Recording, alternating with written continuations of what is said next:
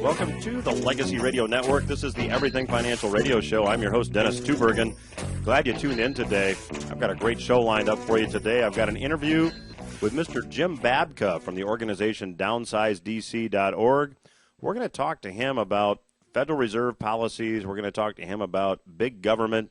And we're going to talk to him about the story that's in the news today, gun control, and get his take. Also, an article in the Telegraph this past week, a UK publication, says that the Netherlands is now in deep recession. The European housing market is on the ropes. We're going to talk about that and what it might mean for you and your money. And the Federal Reserve minutes. You know, when the Federal Reserve meets, they keep minutes, but those minutes are not released for 5 years.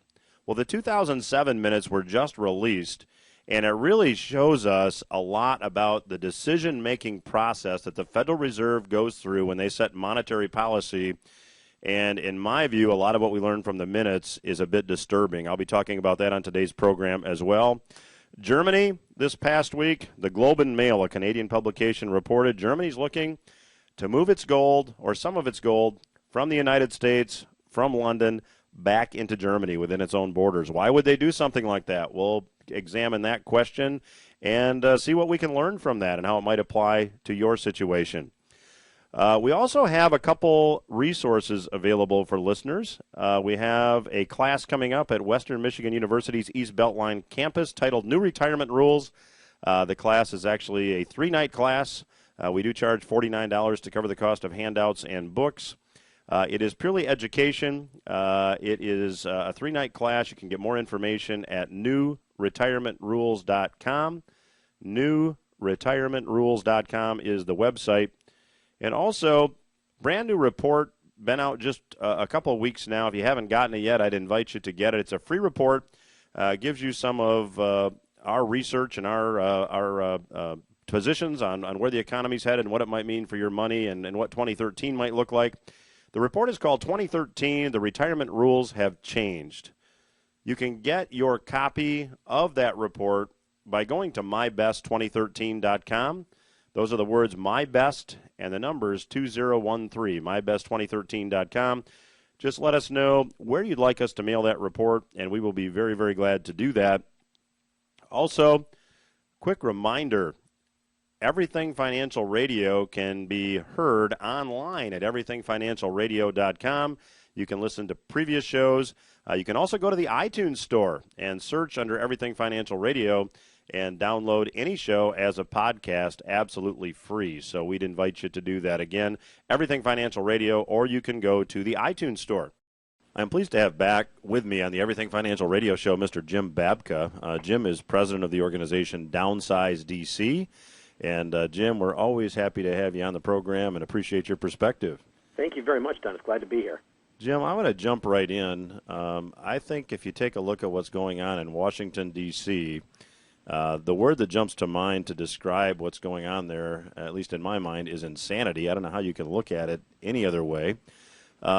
You have a letter on your website actually written by one of your associates encouraging people to send it to Congress. And in that letter, you point out that there's a 60-40 ratio as it comes to tax revenues and expenditures. And basically, tax revenues cover about 60% of expenditures, and the government borrows 40 cents out of every dollar it spends. How long can this continue? Well, it can't. Can you imagine if you were trying to work out the family budget?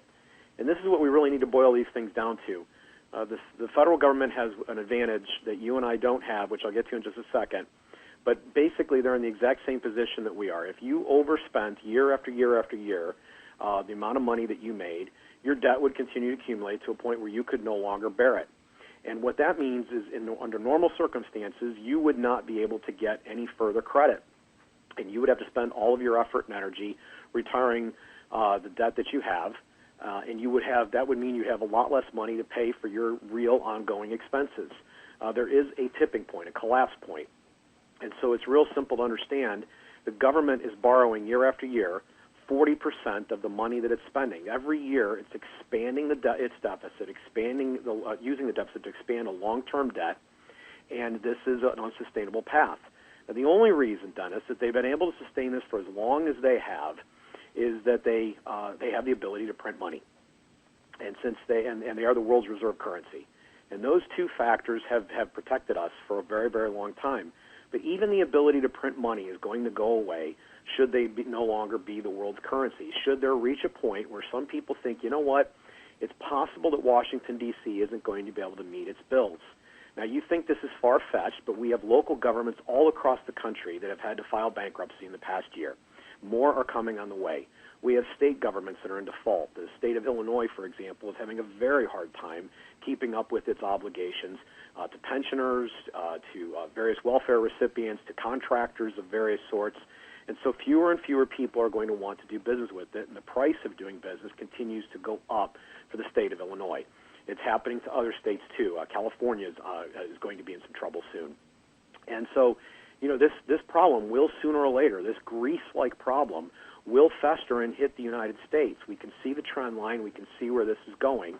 There will be a point at which people are no longer willing to lend them the money and no longer want to hold their currency because they're printing too much of it. When that happens, two things will happen to Americans. Those who are beneficiaries in some way, shape, or form from the largesse of the government, maybe you're employed by the government, maybe you're getting Social Security or Medicare, you will see your benefits cut back. You will see those opportunities cut back. It will cause unemployment. It will cause hardship and dislocation. But it will also affect us in our position in the world, our trading position, the ability of your dollar to buy the various goods and services you need. Every one of us is going to be hit with our ability to buy goods and services. And it could be pretty catastrophic when that happens. So this is a real tipping point, a real danger, and I don't think people fully understand the implications of what it is that we are up against. The politicians are pretending they've got nothing to cut, but 40 cents of every dollar they're spending is going to deficit spending every year, expanding the debt. Well, if you're just joining us, we're chatting with Mr. Jim Babka of Downsize DC.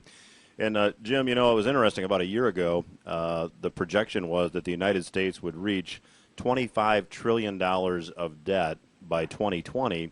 This past week, I read an article that at our current pace, that $25 trillion debt level will be hit in 2017. So, you know, when you look at the fiscal cliff deal, which I'd like you to comment on, going into that, there were some things that you know, both sides said they wanted to accomplish. One, we were going to take a balanced approach where spending would get cut. We would see taxes raised only on the wealthy Americans, and they didn't want to kick the can down the road. Well, they raised taxes on everybody. At least the Social Security tax reverted back to the 6.2% rate for the employee. We've got Obamacare taxes kicking in. Spending actually went up, and it looks like they accomplished nothing.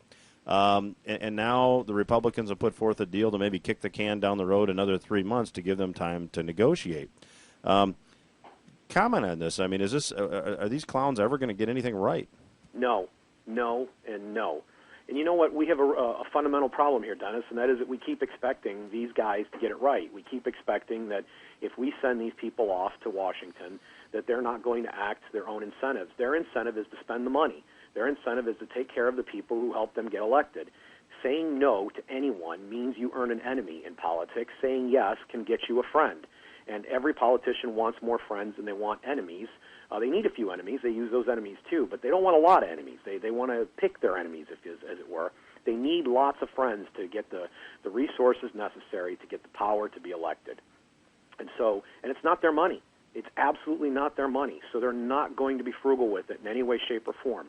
All of this is to be expected. All of this is par for the course. And all of this is going to continue because the American people want it that way. Everyone is enjoying being able to have their stuff. We need to reach a grand agreement, a grand bargain. There needs to truly be a greatest generation. I don't buy this greatest generation stuff. They put us in hock.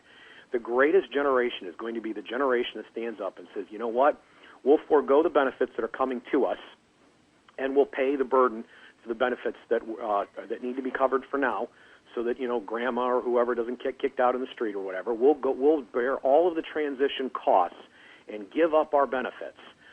Some portion, maybe a lot of it. I don't know necessarily all, but probably most of it, so that our children are not in the position that they get completely robbed and they get completely put in a bad situation. Listen, we're facing a situation where in order to keep this thing going, at some point, your children, your grandchildren, depending on how old you are going to be put in a position where they're going to have to spend 3/4 of their income in taxes just to keep you in diapers, pay for your benefits, do everything that you need to be done for you when you're old. And you know what? They're not going to do it. They can't do it. It's unreasonable to expect them to do it. And so it's got to come to a halt. Somebody needs to step up to the plate. It's not the politicians that are going to do it. The people have to do it. And I think we need, Dennis, a grand bargain where we all agree that this is what we're going to do. We all agree that enough's enough, because it's not fair if I take your benefits and I get to keep mine.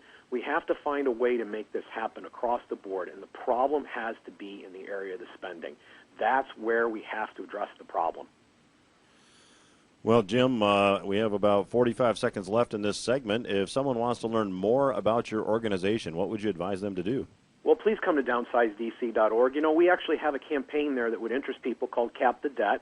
We have another one on there called Read the Bills. The debt ceiling bill wouldn't have passed. It was only given it was provided about 3 to 5 minutes before it was voted on for the members to read in the Senate. These bills would have stopped that. And Cap the Debt, Read the Bills Act, you can send a message. It's real easy to do over at downsizedc.org. All right, we will continue our conversation with Mr. Jim Babka when Everything Financial Radio returns. Stay with us.